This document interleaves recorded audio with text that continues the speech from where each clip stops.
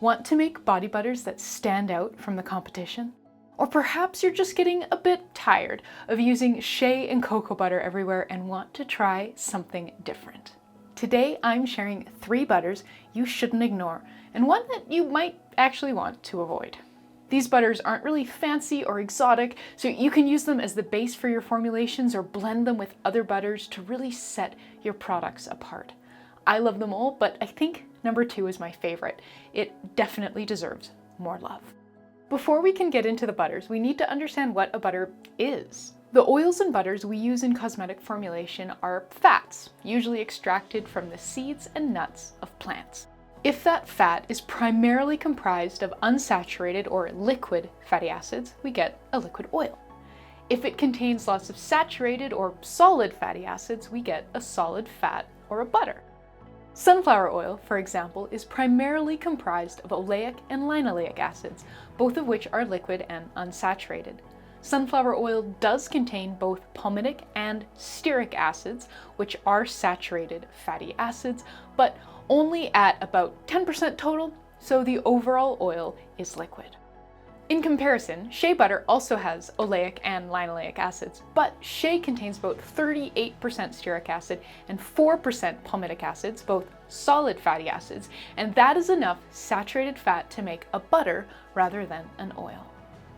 Fun fact, C10 to 18 triglycerides, also known as butter pearls, are made up of a blend of palmitic and stearic acids, and that is why adding butter pearls to a liquid oil makes the oil feel buttery.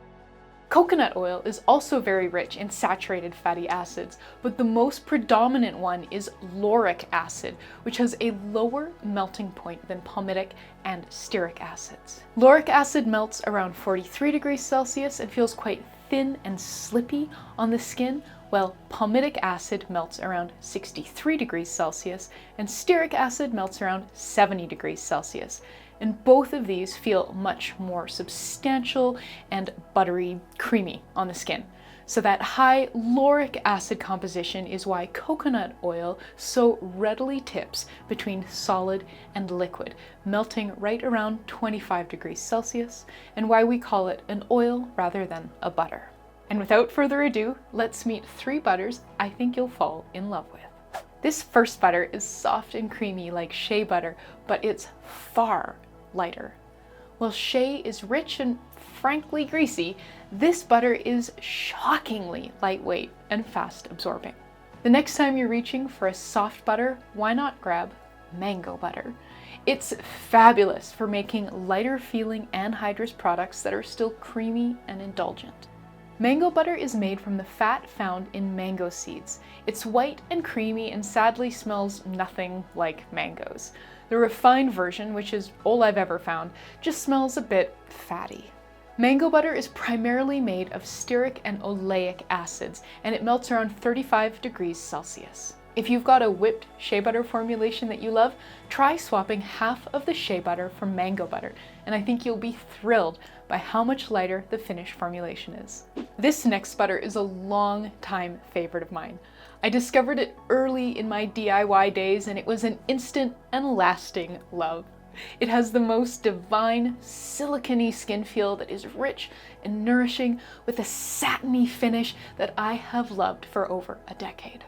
Cupuacu butter is a soft butter, but it is stiffer than shea and mango, getting its solidity from a blend of palmitic, stearic, and arachidic acids, which I almost certainly said wrong. I love Cupuacu butter in balms and body butter bars where its silicone skin feel can really level up the entire formulation, but it is also brilliant in emulsions. Get started with Cupuacu butter by just rubbing it on your skin. It's divine. You'll also find links to free formulations that use all of the butters that I am talking about in this video in the free partner blog post, so make sure you check that out.